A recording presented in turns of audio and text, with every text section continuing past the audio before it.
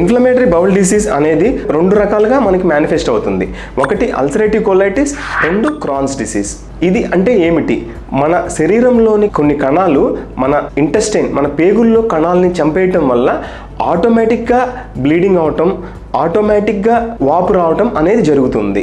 ఇది మేజర్గా ఎందుకు వస్తుంది ఇన్ఫ్లమేటరీ బౌల్ డిసీజ్? మేజర్గా 3 కారణాలు ఉంటాయి. ఒకటి మన జన్యుపరంగా, 2 వాతావరణం, 3 మనం తీసుకునే ఆహారం.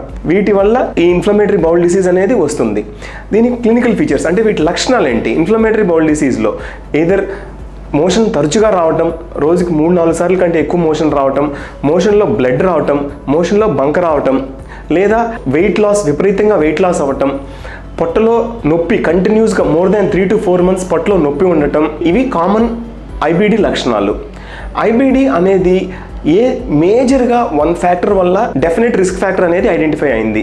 ప్రెగ్నెంట్గా ఉన్న తల్లులు యాంటీబయాటిక్స్ వాడటం వలన, మొదటి 2 సంవత్సరాల్లో పిల్లలకి యాంటీబయాటిక్స్ వాడటం వలన ఇది పిల్లలకి 18-25 సంవత్సరాల తర్వాత వాళ్ళకి జబ్బు అనేది వస్తుంది. ఒకసారి జబ్బు వచ్చిన తర్వాత దీనికి డయాగ్నోసిస్ ఎట్లా చేయాలి అంటే మనకి కొలనోస్కోపీ అనే పరీక్ష ద్వారా ఇది డయాగ్నోజ్ అవుతుంది.